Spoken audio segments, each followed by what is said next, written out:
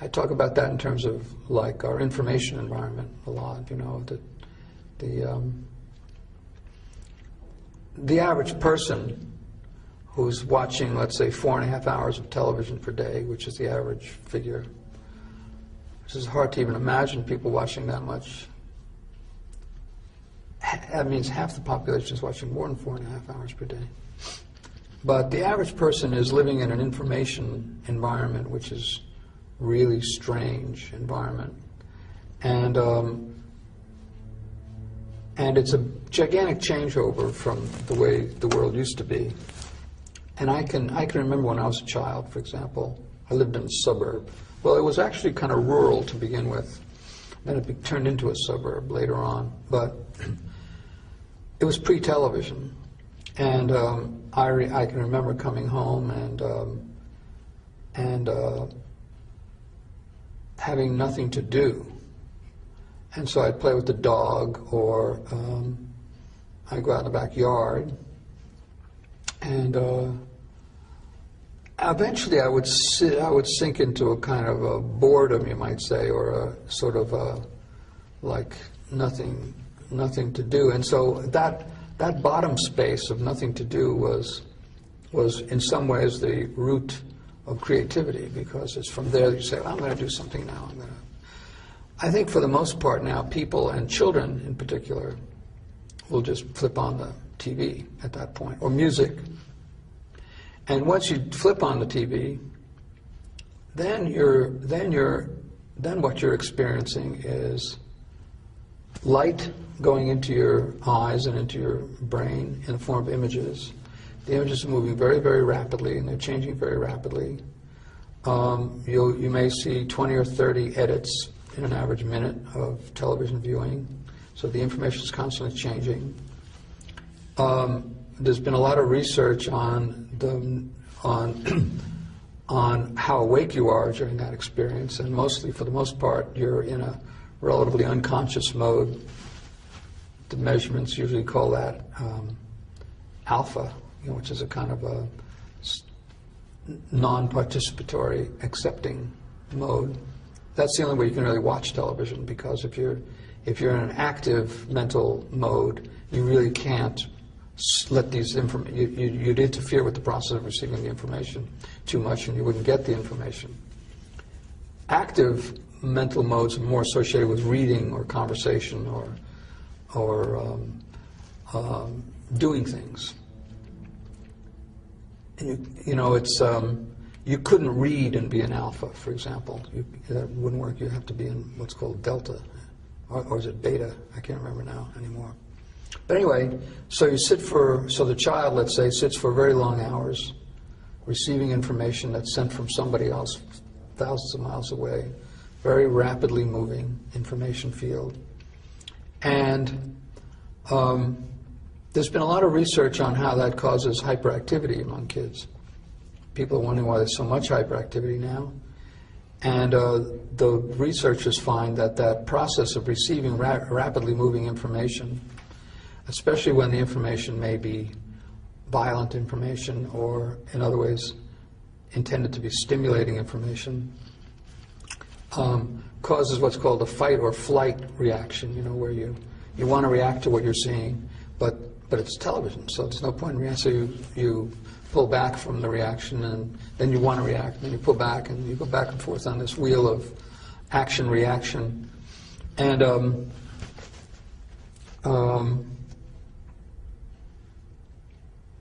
And when the set goes off, then there's this wild bursting out of sort of kinetic energy that has been... And the set goes off, and you're no longer living in an information field which is moving very rapidly, and your mind is no longer receiving these constant images. The room is just there. It's just there. It's just nothing is really happening. And I think there's a sense of kind of real desire to get back up to speed, you might say. A lot of people talk about television viewing as a drug, and they like to think of it in terms of it being Valium. But I really think it's speed, because what happens is you're pacified when you're viewing it, although your nervous system is reacting back and forth. But when the thing goes off, your nervous system is still reacting, but the information field has stopped. And so in some ways you have to get your system back up to speed. So then you go outside, let's say, and all the cars are moving fast, or you've got a Walkman on, and that's speeding you up.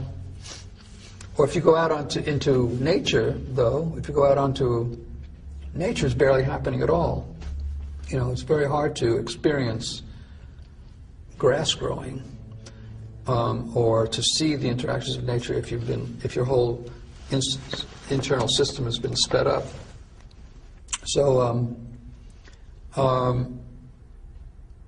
I think that for a lot of kids that becomes a very uncomfortable experience, and so they sort of have to get back up to speed and back to the machines, back to the speed, and so TV set goes back on, and it's used in that way as a kind of drug. So I think what's happening is that television viewing for children, and I think to some degree for adults, is a training for more hyperactive lifestyles and hyperactive informational systems, and for speeding up the nervous system and speeding up. It actually pacifies the mind, but it speeds up the desire to do something else.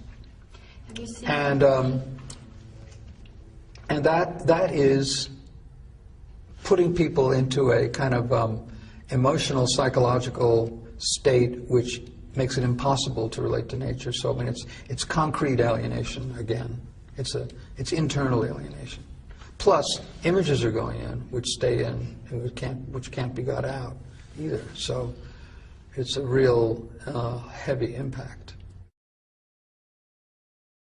And in the modern world, another point is that 70% of this information is controlled by 7 corporations. 70% of global media, and that's not only television, that's also radio and magazines and books and movies and billboards and theaters. 70% of global media is controlled by 7 corporations. And 3 corporations control 50% of the 70%. They are AOL Time Warner, Disney, and Fox. And the other 4, among the top 7, are Sony, Viacom, General Electric, and Bertelsmann, I think, now. These people are controlling 70% of all the information that's moving through the world. We have never lived in such an information field before, where we're separated from the natural world, so we don't get information that comes from nature very much. We're separated from alternative information delivered in this medium, because the ownership of the medium rarely allows that to appear. And we are sitting and receiving a form of information which is very, very powerful. It comes in the form of images, and once the images go in, they don't come out. They stay. What is that? That's extremely weird phenomenon. It's almost science fiction in its implications. It's Big Brother, and yet we think it's perfectly normal. You know, we think it's. And then we're also living in a physical universe of cities and cars and technology that we use all the time, and which accelerates the power of this, so that single voices can really have dictatorial power.